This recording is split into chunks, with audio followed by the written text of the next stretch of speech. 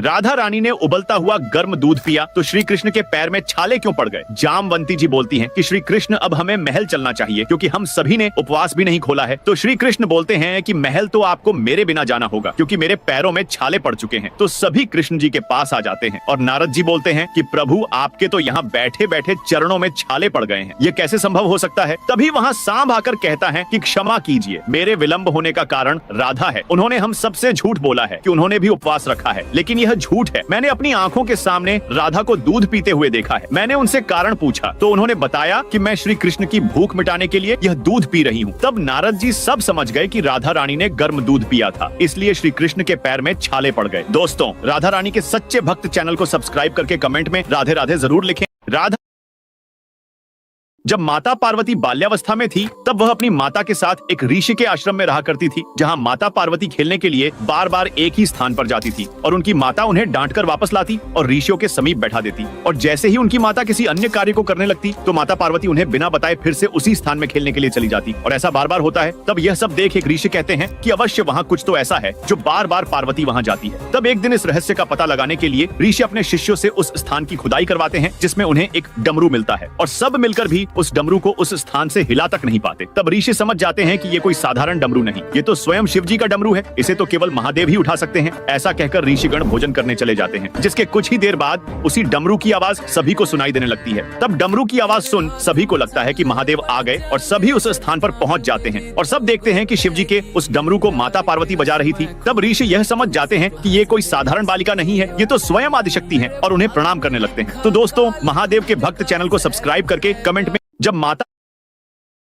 जब नई नवेली दुल्हन अपने ससुराल आती है तो वह पहले दिन कुछ मीठा बनाती है ताकि परिवार के लोगों में मिठास बनी रहे। इसी परंपरा को निभाते हुए माता सीता ने भी खीर बनाई थी। इसके बाद राजा दशरथ समेत घर के सभी लोगों को उन्होंने खीर परोसी, लेकिन खाने के पहले ही एक तेज हवा का झोंका आया और घास का एक तिनका राजा दशरथ की खीर में गिर गया। माता सीता ने उस तिनके को देख लिया था, लेकिन वो दुविधा में थी कि आखिर राजा दशरथ की खीर में हाथ डाले तो डाले कैसे। इस स्थिति में जब माता सीता ने उस तिनके को घूर के देखा तो वो तिनका जल के भस्म हो गया, परंतु इस चमत्कार को राजा दशरथ ने देख लिया था। खाने के बाद वो अपने कक्ष में जाके माता सीता को कहते हैं, पुत्री, मैंने तुम्हारा वो चमत्कार देख लिया था, आप साक्षात जगत जननी का दूसरा स्वरूप है, परंतु इस बात का ध्यान अवश्य रखना कि इस नजर से कभी भी किसी को ना देखना, चाहे वो तुम्हारा शत्रु ही क्यों ना हो। यही कारण है कि जब माता सीता के सामने रावण आता था तो वो राजा दशरथ जी की उस बात को याद करके तिनका उठा लेती थी। माता सीता चाहती तो रावण को पल भर में भस्म कर देती, लेकिन वो वचनबद्ध थी। तो दोस्तों, प्रभु श्री राम के भक्त चैनल को सब्सक्राइब करके कमेंट में जय श्री राम जरूर लिखें।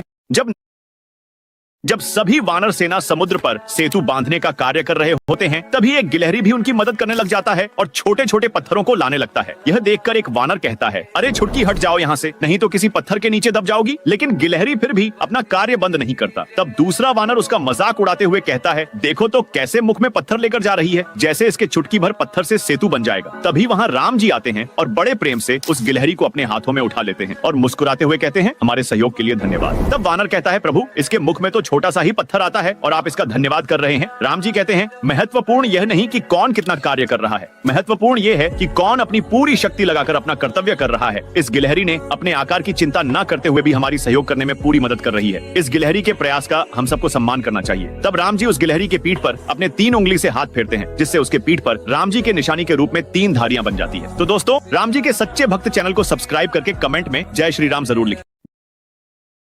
एक बार हनुमान जी और उनके मित्र एक चिड़िया और उसके 2 छोटे बच्चों की देखभाल कर रहे होते हैं। तभी हनुमान जी को लगता है कि यह चिड़िया भूखी होगी। तब हनुमान जी उसके लिए आटे की गोलियां लेकर आते हैं और अपने मित्रों के साथ उस चिड़िया को आटे की गोलियां खिलाने लगते हैं। ये सब देख हनुमान जी और उनके मित्र बहुत प्रसन्न थे। तभी अचानक एक बाज की नजर उस चिड़िया के 2 मासूम से बच्चों पर पड़ती है और वह उनमें से चिड़िया के एक बच्चे को अपने पंजों में जकड़कर उड़ जाता है। तब यह देख हनुमान जी और उनके मित्र व्याकुल हो गए। तब उनके सभी मित्र हनुमान जी से कहने लगते हैं, मारुति, अब तुम ही कुछ कर सकते हो, जाओ मारुति, जाओ, बचा लो उस चिड़िया के बच्चे को। तब हनुमान जी बिना देर किए हवा में उड़कर उस बाज के पीछे लग जाते हैं और बहुत तेजी से उस तक पहुंच जाते हैं। तब वह बाज घबराकर उस चिड़िया के बच्चे को छोड़ देता है, जिससे वो बच्चा नीचे गिरने लगता है। तब हनुमान जी उस बच्चे को अपने हाथों में पकड़कर सुरक्षित रूप से बचा लेते हैं और वापस उसे उसकी माँ के पास घोंसले में छोड़ देते हैं। तो दोस्तों, हनुमान जी के भक्त चैनल को सब्सक्राइब करके कमेंट में जय श्री राम जरूर लिखें।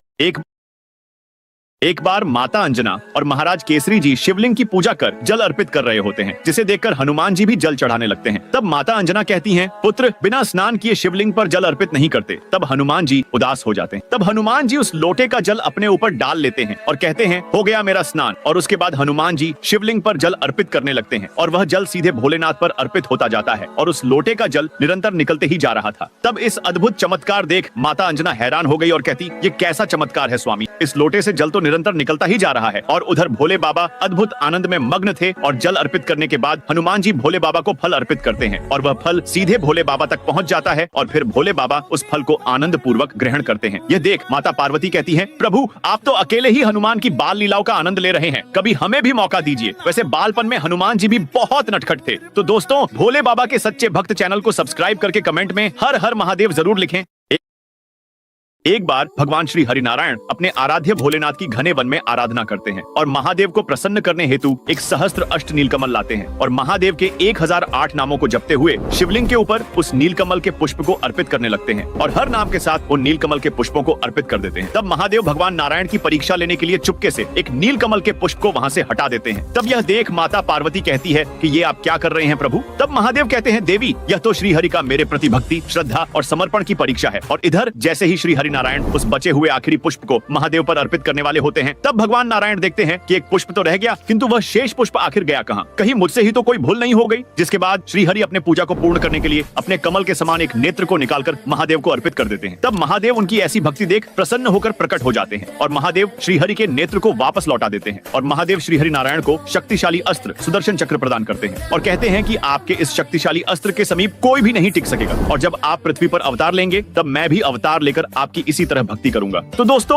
महादेव के सच्चे भक्त चैनल को सब्सक्राइब करके कमेंट में हर हर महादेव जरूर लिखें। एक ये बच्चा हर रोज अपने पिता के जैसे ही बिना किसी अतिथि को भोजन कराए कुछ भी नहीं खाता था। तब एक दिन जब उसकी माँ महादेव को भोग लगाने के लिए भोजन देती है तो वह भोजन को लेकर महादेव को खिलाने के लिए जाता है और कहता है, प्रभु भोजन स्वीकार कर लीजिए, मैं आपके लिए भोजन लेकर आया हूँ। लेकिन उस बच्चे के काफी देर विनती करने के बाद भी जब महादेव भोग लगाने नहीं आए, तब वह महादेव से कहता है कि अगर आप नहीं आए तो मैं अपना सर पटक पटक कर फोड़ लूंगा। इतना कहने के बाद भी जब महादेव नहीं आए तब वह अपना सिर महादेव के सामने ही पटकने लगता है। तभी अचानक महादेव वहाँ पर प्रकट हो जाते हैं। तब महादेव को साक्षात देख बच्चा काफी खुश हो जाता है और उन्हें भोजन खाने के लिए देता है। तब महादेव वह सारा भोजन ग्रहण कर लेते हैं। तब वह बच्चा महादेव को भोजन खिलाकर अपनी माँ के पास आता है तो बर्तन में थोड़ा भी भोजन नहीं बचता। तो माँ पूछती है कि इसमें का सारा भोजन कहाँ गया। तब बच्चा अपनी माँ को बताता है कि मैंने तो शिव जी को सारा भोजन खिला दिया, माँ आपने ही तो बोला था कि भगवान को खिला दो। तब यह सुन उसकी माँ हैरान हो जाती है और बच्चे की बात पर बिल्कुल भी यकीन नहीं करती। तभी घर आए तेजस्वी ऋषि उस बर्तन को देखते हैं तो उन्हें उसमें साक्षात महादेव भोजन करते हुए दिखाई देते हैं और यह अद्भुत दृश्य देखकर ऋषि को उस बच्चे की बात पर यकीन हो जाता है और वह कहते हैं कि यह बच्चा तो सच कह रहा है, यह भोजन साक्षात महादेव ने ही खाया है। और वह ऋषि भी बच्चे को धन्य मानकर उसे प्रणाम करने लगते हैं। तो दोस्तों, महादेव के सच्चे भक्त चैनल को सब्सक्राइब करके कमेंट में हर हर महादेव जरूर लिखें। एक बार माता पार्वती गणेश जी से नाराज हो जाती है और उनसे बात भी नहीं करती है। तब गणेश जी बहुत ही ज्यादा दुखी हो जाते हैं और तब गणेश जी माता को प्रसन्न करने के लिए पहाड़ के सबसे ऊपर की चोटी पर मौजूद बेर के फल को लाने का सोचते हैं और चढ़ाई करने लगते हैं। यह देख माता पार्वती की सखी जया विजया चिंतित होकर माता पार्वती को बुलाने के लिए जाती है। इधर गणेश जी धीरे धीरे पहाड़ के ऊपर चढ़ने लगते हैं। तब माता पार्वती और सभी देवता वहाँ पहुँच जाते हैं। माता पार्वती गणेश जी को नीचे उतरने का आग्रह करती है लेकिन गणेश जी नहीं मानते और तभी उनका पैर फिसल जाता है और वह तेजी से नीचे गिरने लगते हैं। लेकिन गणेश जी अपनी सूंड की मदद से एक पेड़ की डाली पर लटक जाते हैं और गिरने से बच जाते हैं और पुनः बेर तोड़ने के लिए पहाड़ पर चढ़ने लगते हैं। यह देख माता पार्वती अत्यंत चिंतित हो जाती है लेकिन गणेश जी कहाँ मानने वाले थे। वे तो ऊपर पहुंचकर बेर के फल तोड़ने लगते हैं लेकिन तभी वह डाल टूट जाता है और गणेश जी फिर नीचे गिरने लगते हैं और डाल के सहारे जैसे तैसे नीचे पहुंच जाते हैं। तब माता पार्वती गणेश जी के ऊपर बहुत क्रोधित होती है। गणेश जी कहते हैं, माँ मैं तो आपके लिए बेर तोड़ने गया था, आपको बेर बहुत पसंद है ना माँ, आपके लिए तो मैं कुछ भी कर सकता हूँ। इस तरह गणेश जी की मीठी मीठी बातें सुन माता पार्वती अपनी नाराजगी भूल जाती है और गणेश जी को हृदय से लगा लेती है। तो दोस्तों, गणेश जी के भक्त चैनल को सब्सक्राइब करके कमेंट में जय श्री गणेश जरूर लिखें।